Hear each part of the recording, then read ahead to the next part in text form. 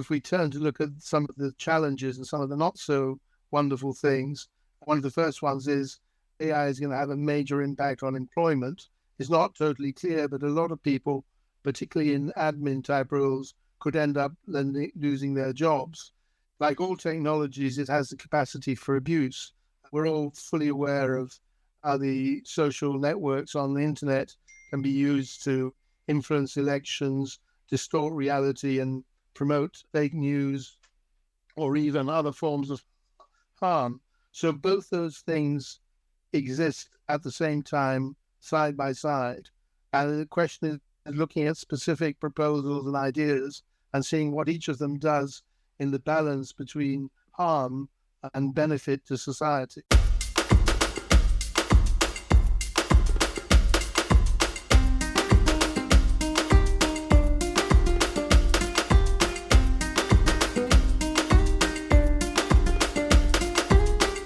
Welcome back to Sustainable Latam, a podcast where we explore the intersection of innovation, economics, and sustainability across Latin America.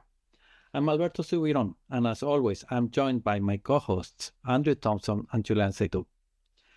Today, we are tackling the biggest technological shift of our generation, artificial intelligence. But we aren't going to talk about Silicon Valley.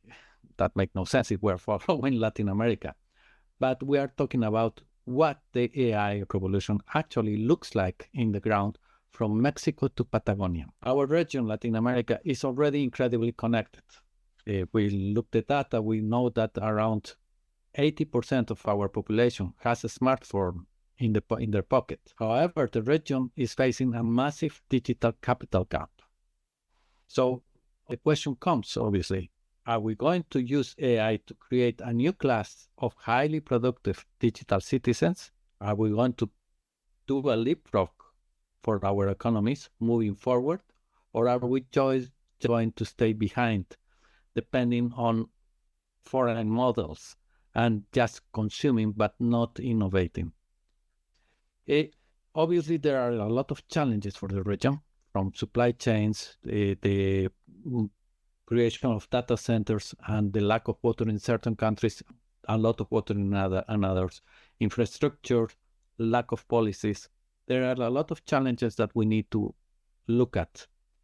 But there's also a lot of opportunities behind. With that, I would begin probably with you, Andrew, that you have recently created a report around data centers in Latin America. And I will ask straightforward. What are the main opportunities and the main challenges for the regions when we are talking about AI adoption? I think in the AI adoption, if we start by the opportunities, here is a technology which allows machines to do what humans do in some contexts, but much faster and more efficiently. So all sorts of basic processing work can now be done by AI assistants. And it doesn't end the role of humans, but it, if you like, gives additional techniques and things that can be done. To give you an example, there's an AI robot in Brazil that does precision agriculture that goes around identifying weeds in the fields while powered from solar panels on its back. And it does a job that would normally be done by farmers faster and more efficiently. If we turn to look at some of the challenges and some of the not so wonderful things, one of the first ones is AI is going to have a major impact on employment. It's not totally clear, but a lot of people, particularly in admin type roles, could end up losing their jobs. Like all technologies, it has the capacity for abuse. And we're all fully aware of how the social networks on the internet can be used to influence elections, distort reality, and promote fake news, or even other forms of harm. So both those things exist at the same time, side by side. And the question is looking at specific proposals and ideas and seeing what each of them does in the balance between harm and benefit to society. Thanks, Andrew. That's a good approach in terms of the risks and opportunities. Let's talk a little bit in terms of supply chains. Julian, you are well-versed in that area. So When you see AI in Latin America, what do you see? I see money. I see dollar bills floating around, and RMB, so probably, and perhaps euros too. I think AI is a massive opportunity for Latin American countries, and this is effectively driven by the more advanced economies and the AI demands from, whether it's from the US or China, and whoever wants to compete and follow suit. So in order to do that, there's a huge demand of, it's not like a traditional software where you just you can replicate and something appears in the cloud and then you can just scale it up easily. AI needs, I was watching some interview by, I think, the head of commodities of Goldman Sachs or someone, and I think he was right in pointing out that at the end of the day, AI is really the commodity driven. Right at the beginning of the supply chain, you need natural resources, and that means that you need a lot of it, especially if you're going to an AI-driven economy in the States, but also in Latin America and anywhere. So much so that there's not enough at this present moment. And my take of the new Trump row doctrine, I don't know if it's called this anymore, but the across Latam is really driven by the need for energy, the need for rare earth minerals, resources of all kinds, all types of minerals. We're talking about lithium, copper, anything that is part of the AI supply chain, of which the southern continent is full of. And this is basically, you have a really hungry neighbor for all of this. And if I just take one additional point, which is a really strong signal in my view, is that there was an article by the FT mentioning that the Silicon Valley billionaire Peter Thiel had recently moved to Buenos Aires, and Argentina, who has with Milei, a very libertarian leader, has recently been changing some of the laws also to, from what we understand, first of its kind, allowing non-human corporations. That's basically legal entities that are run by agents. That's incredible. Yeah, it's incredible on the one side, but let me interrupt you there. I will tell two things that could be controversial, and I would like to have your reply for both of you. There's no doubt that the region is incredibly rich in terms of natural resources, especially water, critical minerals, rare earth minerals. We're talking about 15 to 20%, if not more, of resources that the AI economy is using, are going to use. But here's the question.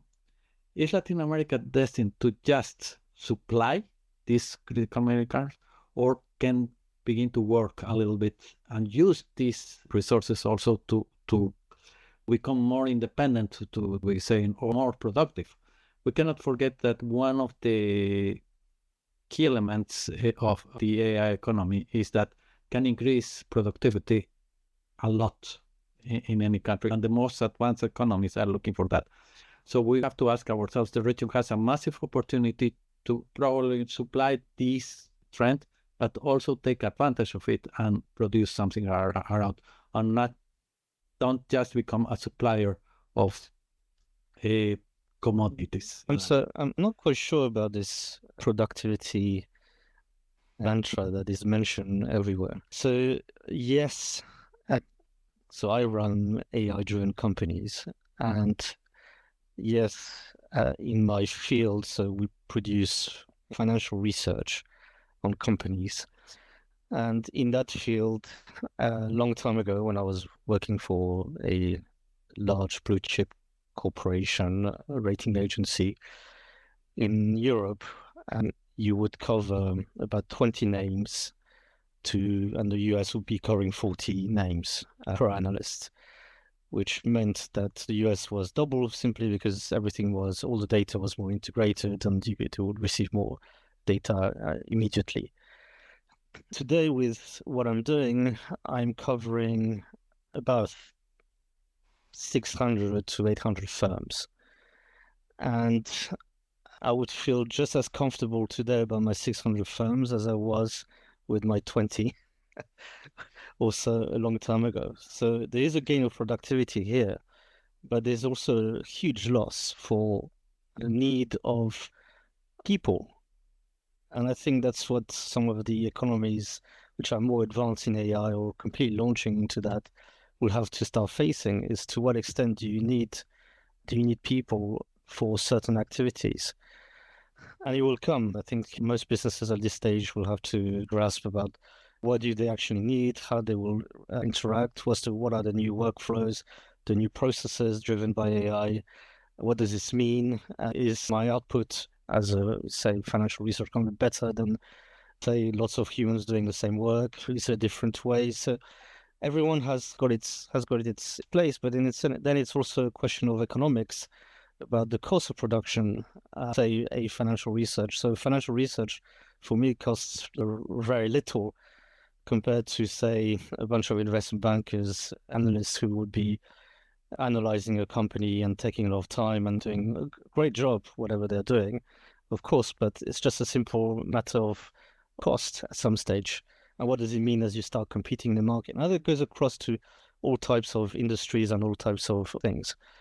And this is why I feel that the move from Peter Thiel to go down to Argentina at the same time as this non-agile, non-corporation or non-human corporation comes along is really one to watch. I would come back to, but right now, right before I go into this, I just want to step back, because when we talk about supply chain, in order to build the AI, the economy, so perhaps we need to understand what is AI. And so there was an interview by the Mistral, which is one of the European large language model CEO, that was done recently, whereby he basically explains it, I think, very well. He describes AI as the business of converting raw energy into intelligence. And so he basically says that electricity feeds into the data centers and then generate tokens, which are then used for basically the power is turned into a code that is a form of intelligence that can be deployed and workflows and everything. But so if I cut this in two halves, there's one aspect which is about all the energy that has to go into these huge infrastructures in order to turn this into intelligence. And then the other half is all about what do you do with this intelligence or the production of the tokens, and that can disrupt entire industries and everything that goes with it. I think we're still at the first half, which is about building these data centers, as Andrew was mentioning, building the infrastructure, getting the energy into these data centers. And by some reports, it was saying that the US needs about 100 gigawatts of additional energy. Yeah. We're far from it at the moment. So, but in order to do this, you need a lot of raw natural resources. You need the energy, you need the petrol, you need the oil, which for me explains a lot of what the US is currently doing at the moment at the geopolitical level, if they want to compete with, say, China or whoever. But that also, on the positive side for Latin America, which is rich in all of these aspects, is that all of this translates into dollars, because you need to acquire, you need to buy, and you need to effectively transfer monetary value in order to get access to these assets. And that's a massive opportunity, especially if you have competing powers who are trying to buy the same thing, because there's not an infinite amount of all these resources at present. And maybe I put it out there, this is speculative, maybe what is SpaceX and what Elon Musk is trying, which he's alluded before, was if there's a finite amount of resources on Earth, then you need to get it from elsewhere. And there's talks about meteorites and how to access lots of these rare earth minerals or what else from meteorites, which may be the future. But that was Jeff Bezos, by the way. Or Andrew. I just want to, I want to go back to the question that you raised, Alberto, which I think was about extractivism. How can Latin America protect itself from just producing the water, the power, the minerals that go north, and they only see a small share of value added? And my suggestion would be, it depends very much on the industry and the way those industries are being set up. If you look specifically at Brazil, there have been talks with the US, with the Trump presidency, on the US gaining access to rare earth materials from Brazil, which has them in some plenty. The issue, however, is that they all need quite sophisticated refining processes and extraction from more general ores. And that probably gives the US an upper hand. Brazil will struggle to get a lot of the refining done within Brazil. But if you jump into a completely different industry, if you look at defense, Brazil recently took delivery of the first Gripen jet fighter under a very big contract with Sweden, which was negotiated about 20 years ago or so. And there is, I think the total production is 36 fighters, of which 10 by the agreement signed by President Lula in an earlier presidency. Those 10 are being produced in Brazil. So there is some scope for trying to keep value added in the country of origin, but it depends very much on the industry. And sometimes the state of the industry is not favorable. Like, for example, Latin American countries have yet to build battery factories because it makes a bit more economic sense to do it close to the point of car assembly. Absolutely. So I would say I'd add to that, which is, I think is a very valid point. But the model that you just described is exactly what China did for many years, the transfer of knowledge into their shores. The other point I would make here is that when you have ChatGPT or whatever it is, whatever large language model that exists, actually the access to intelligence and to produce some of these, no longer it's not so much the case that you need specific knowledge from a country that they have and control the IP, or very hard for a country to just say impede something which now is actually quite common. So if we take the battery, for instance, they just described, actually the knowledge is probably out there already somewhere. It's just a question of people grabbing it and just making something of it. And so in order to turn that into, say, a proper battery manufacturer, it's not so much that you need people to fly in and to understand language and can set it up. You probably have some Brazilians that can do it, or anywhere across Latin America. It's more the question, though, whether they have the sufficient investment to actually build it and build on top of it, or build the same thing. And this is where I think the opportunity lies fundamentally for Latin American countries, is because they have something, or they have lots of things that everyone needs. And it's for the countries to be able to redistribute perhaps towards these area of higher value add, so endeavors. But they don't need so much the talent from outside anymore. They just need the money to actually do it. So they can. This is where trades becomes interesting with the various parties. I agree. Definitely, as you said before, Julian, when we see AI, we can see dollar signs or money or whatever. There is a huge opportunity. There are also risks as well. I want to dig into 2 things. One is our socio-economical reality in Latin America, a country that has a huge level of informality. And I make a social question because I heard this several times, that AI actually can help to overcome this problem of informality in the region, basically, by using AI on a law. Because when we're talking on informality, sometimes we're thinking in an economy that is hiding around, but is highly productive sometimes. So maybe we can make a jump. And I'm asking, I see you, Andrew, that they are happy trying to answer that. So if you do with Mike in that area.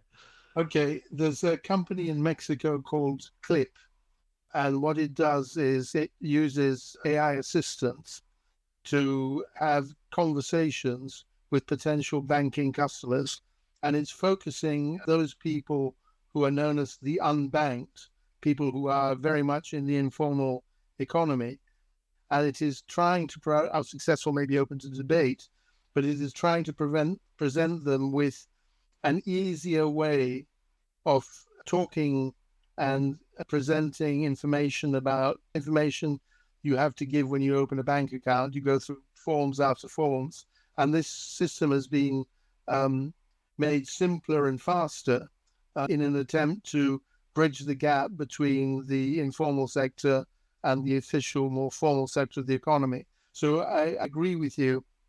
The informal sector in many Latin American economies is 40, 50% of the economy. And in some cases, it's even higher.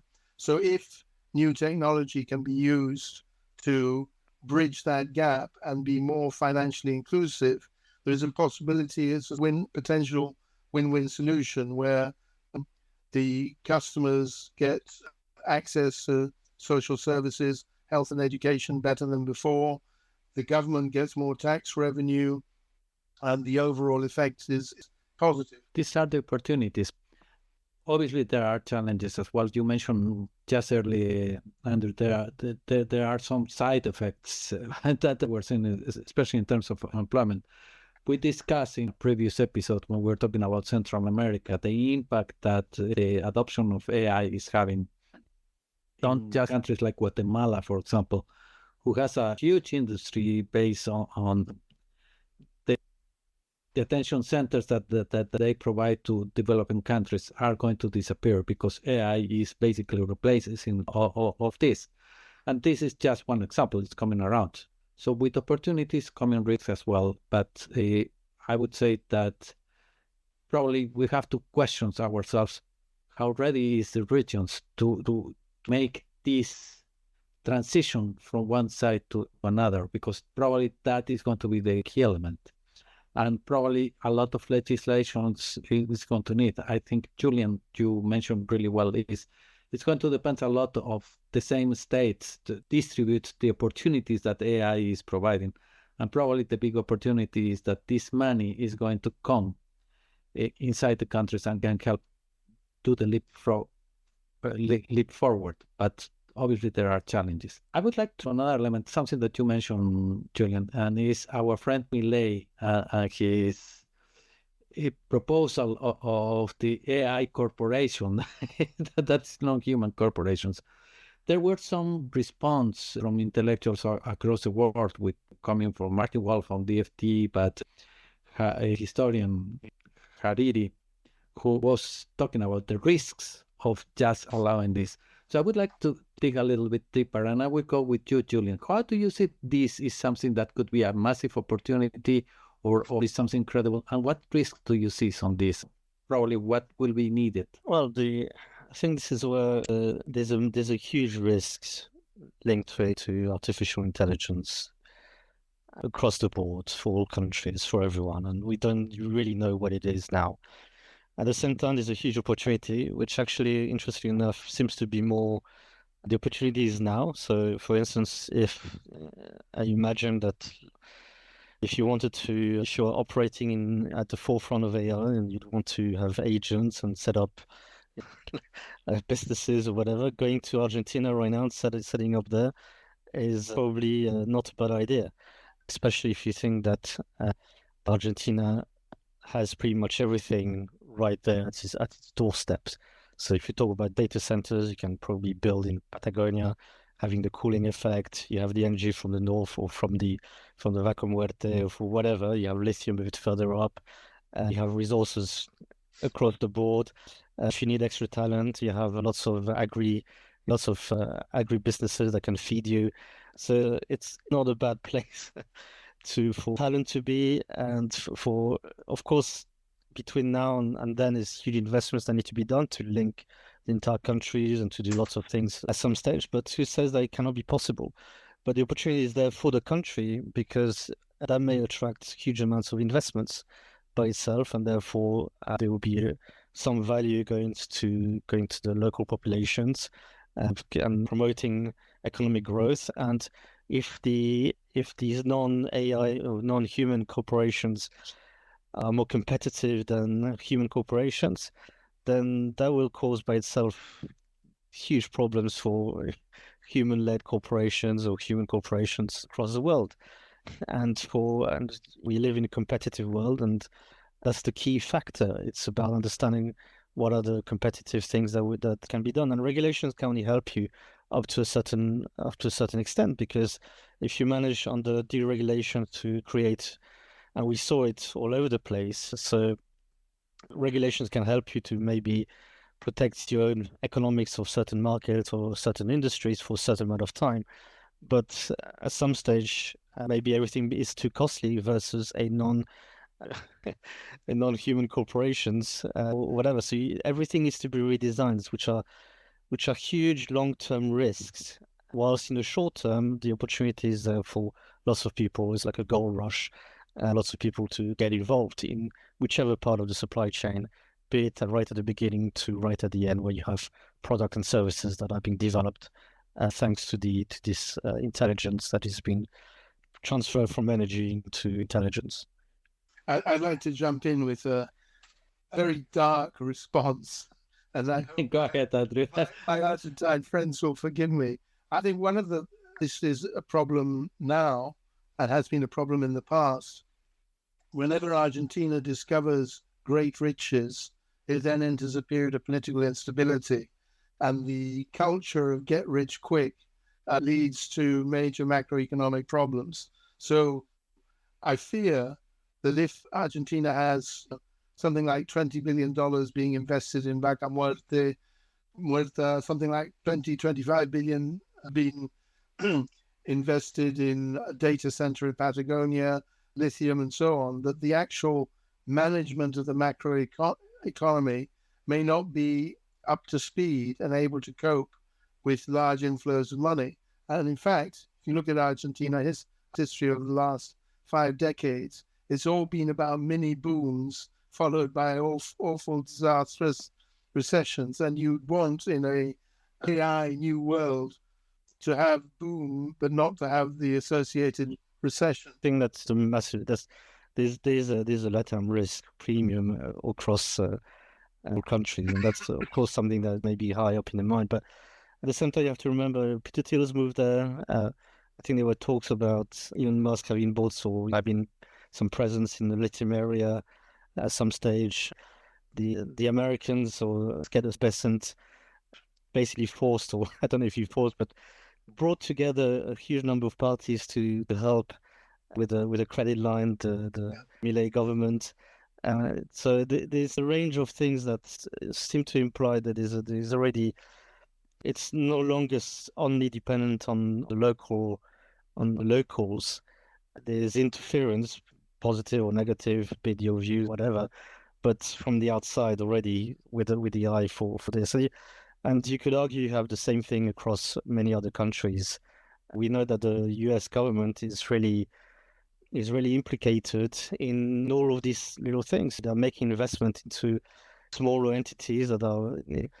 We saw that they made announced an investment into, I can't remember the name of this big blue chip firm, Intel or whatever it was in the States, that suddenly saw its share price rise exponentially, with Trump posting on somewhere that this is what I did, in good investment. But it's a much more proactive government across what it does than say previously. So I think these are the challenges, and of course, because if you hold lots of resources, other powers may not want you to be.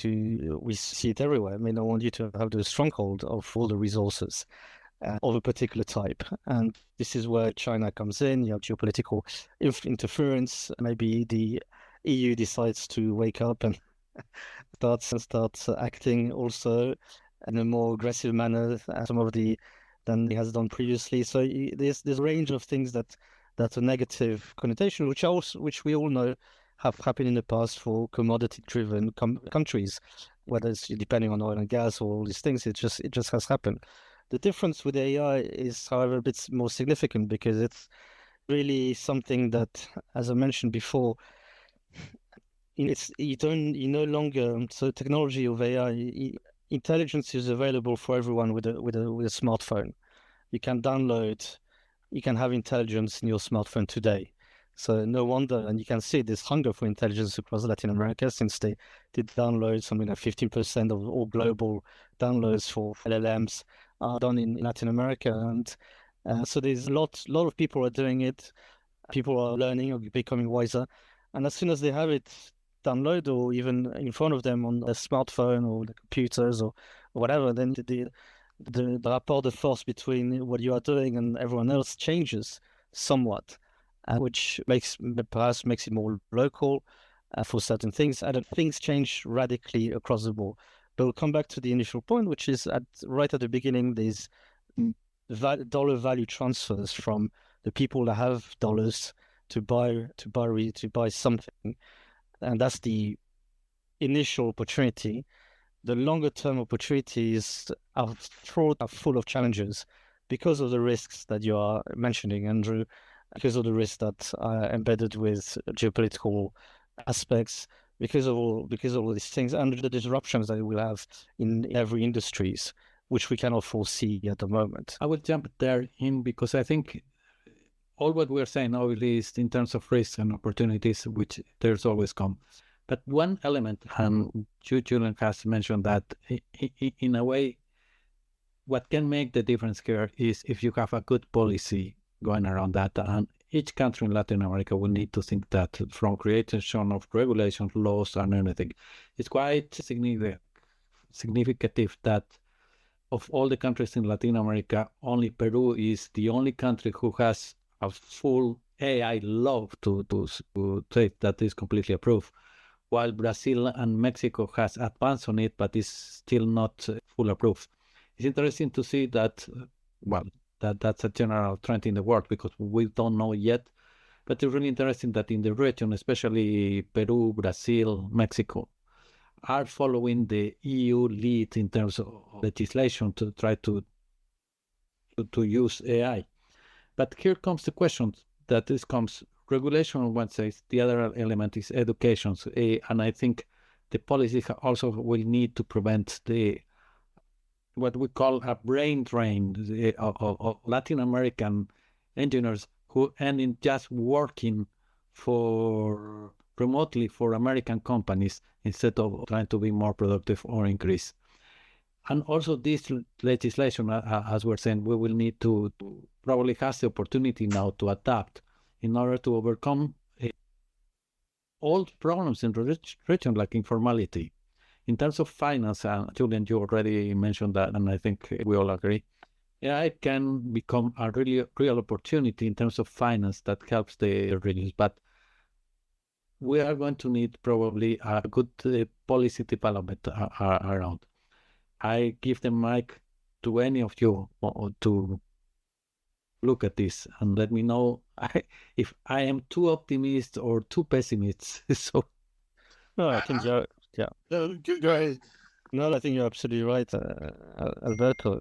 There are some huge challenges just coming back. Create data centers and all these things. There's an ecological price, and Latin America is already fighting ecologically versus the agribusinesses and so on. To some extent, there's a concern about the Amazon, the reduction of it, deforestation, and so on. But going forward, you have water. That is, huge amounts of waters are needed. There's potential disruptions in not just about people's work, but also the general ecosystem that people live in. When you start developing or opening up these centers and foraging further for access to resources and so on. So I think there's a lot that needs to be put in place for fully capture all the value and minimize some of the costs that are associated with the value capture. I think that I'm in favor of regulation, but it needs to be the right type. It needs to be relatively light. You don't want to create so many barriers to entry that you rule out innovation and small startup companies, which is what you need.